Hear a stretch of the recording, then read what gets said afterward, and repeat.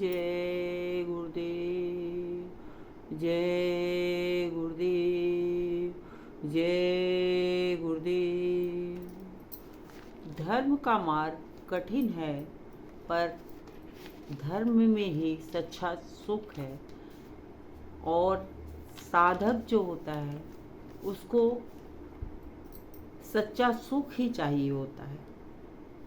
साधक को क्षण भंगुर सुख नहीं चाहिए। वो समझ चुका है कि संसार का सुख जो संसार में दिख रहा है वो कुछ समय के लिए है।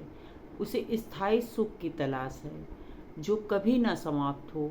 इसीलिए वो भगवान से यही कहता है कि मुझे ऐसी शक्ति देना कि मैं सब सहकर भी तुझे ना भूलूं। वो जानता है कि वो कमज़ोर नहीं है, उसका आत्मबल मजबूत है, गुरु का आशीर्वाद है और उनके मार्गदर्शन में वो चल रहा है। वो किसी तरीके से कमज़ोर नहीं है, पर जो प्रारब्ध है उसे तो सहकर ही समाप्त किया जा सकता है।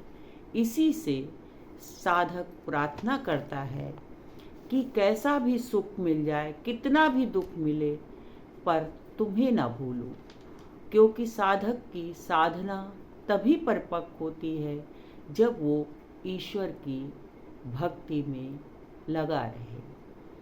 संसार उसे क्या दे सकता है जो उसकी एक झलक दे जाती है। ये बात ये संसारी लोग नहीं समझ सकते, क्योंकि उस अवस्था का ज्ञान ही नहीं है उन्हें। इसे तो कोई जानेगा और समझेगा बिरला ही, जो इस मार्ग पर चल रहा है। हम आप छोटी छोटी बातों में उलझ जाते हैं, पर साधक जो है वो सहता है। मौन होकर वो प्रभु भक्ति में लीन ईश्वर की लीला को देखता रहता है। क्योंकि जब भक्त संपूर्ण रूप से प्रभु अधीन हो जाता है तो उसके जीवन में सत्य का प्रवेश हो जाता है। उसके ऊपर बाहर के भावों का असर ही नहीं होता, क्योंकि जीव जितना देह सुख सुविधा में होगा उतना ही उसका सामर्थ्य घटेगा। ये शरीर केवल विषय भोग के लिए नहीं बना था, बल्कि इसी शरीर में रहते हुए धर्म साधने के लिए भी था। पर और धर्म साधते हुए प्रारब्ध को भोग कर हम उसे कमज़ोर कर सकते थे। वो तो भोगना ही पड़ेगा आपको, उससे हम भाग नहीं सकते। अब ये जो जीव की चतुराई है कि वो कैसे संतों महात्माओं की शरण में रहते हुए और अपने प्रारब्ध को धीरे धीरे काटते हुए यानी समाप्त करते हुए या भोगते हुए सेवक बनकर अपने सत्कर्मों को करता चला जाए। पर इस संसार से कुछ पाने की इच्छा रखना उचित नहीं है, क्योंकि संसार से अगर इच्छा आपकी जुड़ी रहेगी तो परमार्थ की ओर आप नहीं चढ़ पाओगे।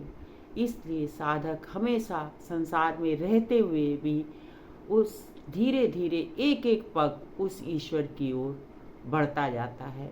संत सत्पुरुष हमेशा इसी मार्ग पर चलते हैं, यही भाव लेकर चलते हैं कि इस संसार में हमें सबकी सेवा करना है, पर किसी से अपने लिए सेवा नहीं लेना है। ऐसे भाव और ऐसे संकल्प लेकर एक साधक इस संसार में रहता है। अरे आप भी ये कर सकते हो। जिस दिन आप इस पवित्र भाव को आप धारण करोगे या संकल्प लोगे तो उसकी लाज वो परमात्मा अवश्य रखेगा। वो कैसे पूरा करेंगे ये आप उन पर छोड़ दीजिए।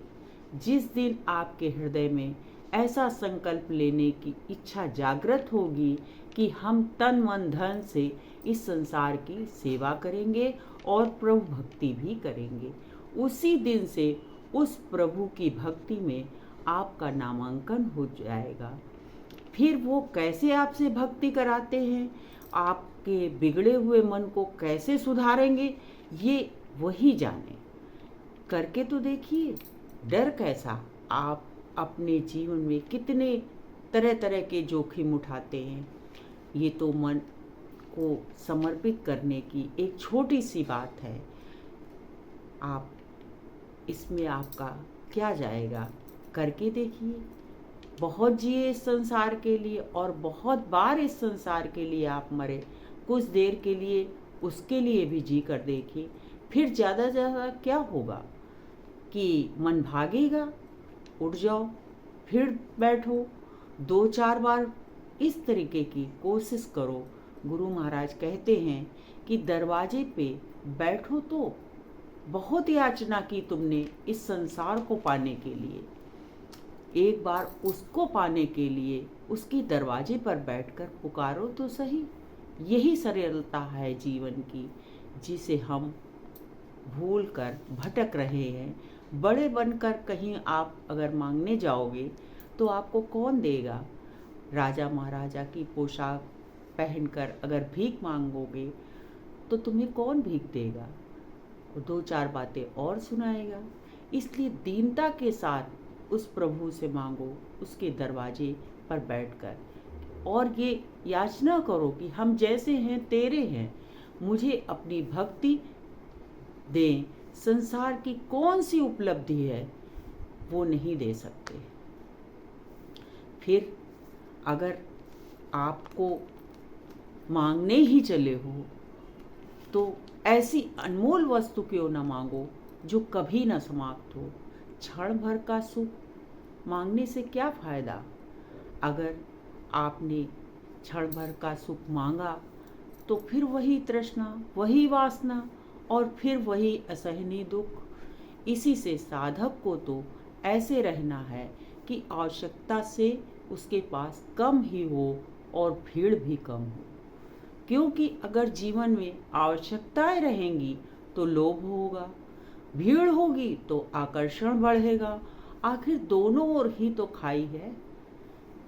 ऐसे में जब मन भटक रहा है तो साधना कैसे होगी? इसलिए आपने देखा भी होगा, साधक के जीवन में रिश्तों का बहुत अभाव होता है। उसे रुचता ही नहीं ये खोखलापन, क्योंकि उसे उस अपनेपन का भाव प्रभु के चरणों में बैठकर हो गया है। उसे कैसे रास आएगा ये संसार?